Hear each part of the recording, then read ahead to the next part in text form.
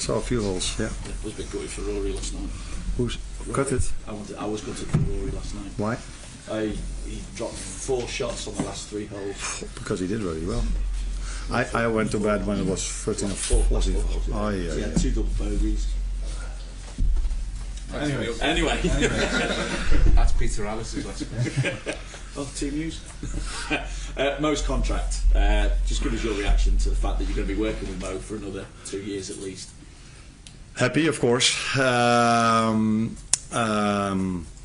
He's shown at this club for so many years in a row now how much of value he has for the team, for the club. So as like I assume all our fans and his teammates, we're very happy that he extended for 2 more years, and hopefully he can show Sunday again how important he has been for the whole season to us. Is there relief as well? I think for the fans it is. I don't think it's a surprise to you that I knew a bit better how his contract situation went over the course of the whole season.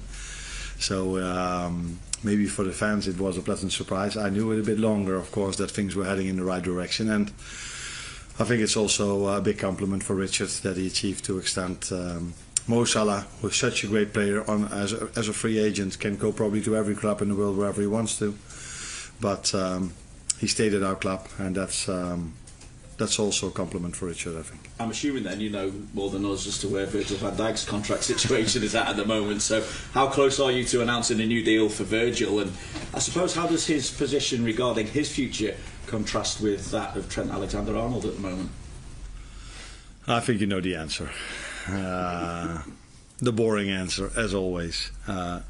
We talk about contracts if they are signed, so in the situation with Mo, we are talking about it. As long as they're not signed, we don't talk about it. But I can tell you that I'm very happy with Virgil this season. He's been incredible for us. Even the last few games, where maybe there were moments where he could do better, but if you look at the other 89 minutes, he's such an important player for us. So yeah, let's hope he can do the same. What I just hoped for with Mo, he can do the same on Sunday as well, being our leader again, as he's always been this season against West Ham. He did drop that hint last week, though, that it's getting close agreement. I don't read all the things that are told. Yeah, right. But I mean, it's good news as well. In some ways, this I suppose has been the most difficult point in the season for you, losing against Fulham and going back to those defeats to PSG and Newcastle as well. But the last time you lost in the league, of course, you then went and won 8 on the bounce in all competitions. So that would obviously see you home in the title race. Were you to do that now? That would be nice if that happens again, indeed. I think talking about Paris Saint-Germain this week probably brought our home game in a different perspective. If people were not aware yet of how good of a team they are, they probably are aware of that even more after seeing them play against Aston Villa. And if you then look back at our home game, where in my opinion, we were over 90 minutes the better team, then we might have a bit more credits about the performance than we got back then. But indeed, losing against Fulham is not what we wanted. But no matter if you win a game or you lose a game of football, if you play at home at Anfield, players know that they have to show up, and that's what we're going to do on Sunday. Thank you. Yeah. Arne, working with Mo during your time here and being up close to him, what is it that makes him so special, and why is it that obviously fans and the club and everyone connected here are so pleased today that this player is staying with you? Well, first of all, he's always been judged as a player. He's always judged as a player, which is of course what you guys should do. But I also see him as a human being, and he's a humble person. Always wants to work hard. Always puts a lot of effort in to become the player he has become. And he wants to stay at that level, so he just keeps on bringing that effort every single day. And what makes him special on the pitch is, in my opinion, that he can score goals. Now, there are more players who can score goals, but Mo can also score a goal if he's not in the best half hour or the best 15 minutes. And that's why he's mentally so strong as well. And you need to be that if you want to be 7 or 8 years at the highest level every 3 or 4 days. apart from quality, about from physique, you need to be mentally really strong as well. And I think that's, apart from all the other things, how mentally strong he is probably what stands out for me. How much of an input did you have on him staying? How much work did you do on keeping Mo here?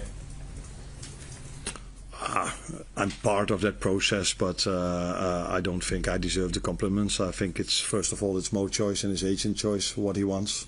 And second of all, the club, FSG, Richard, Michael Edwards, they put a lot of effort in him to extend. And effort mostly means money. But also effort, not only money. So I think what it might tell you as well, that it's not only a good season this season, we want to make a very good season next season as well. And I think Mo is convinced that there's a fair chance that we're able to do so. So again, that's positive for us. With the Fulham result, and obviously some of the results that Vinny alluded to a moment ago, is this exactly the sort of boost and a bit of a reset that everyone needs, just to forget what's gone before and just look ahead at the challenge that you've got at these final matches to get yourselves over the line? I would prefer not to forget what has happened before, because we're 11 points clear in one of the most difficult competitions there has been in the past 10 years. If you look at how many English teams are still in Europe, how well they are doing in Europe. Arsenal beating Real Madrid 3-0, and it could have been 5 or 6. So that probably tells you how strong this competition is. And so please let our fans and our players not forget how fantastic we've done till now. We're out of the Champions League because we lost against Paris Saint-Germain after one of the best games of football I've been part of in my life. So I would like us to remember what we did. Not the last game, because that's the one we've lost. But in general, we can look back at 8 or 9 months of very good football. Where in a season you always are a bit on a high and a bit on a low, but on average, I think individual performance has been really well, and team performance also. Thank you.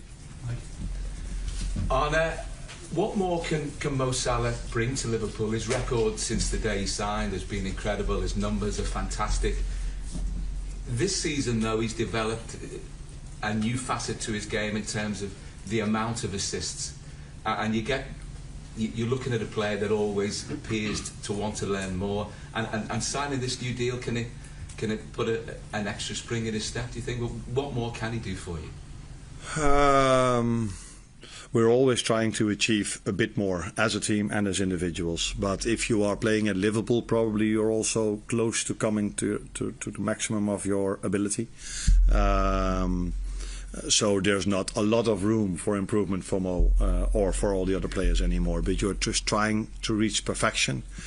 And I saw Deschambault saying this. That's the Masters Golf, where we just spoke about before the press conference started.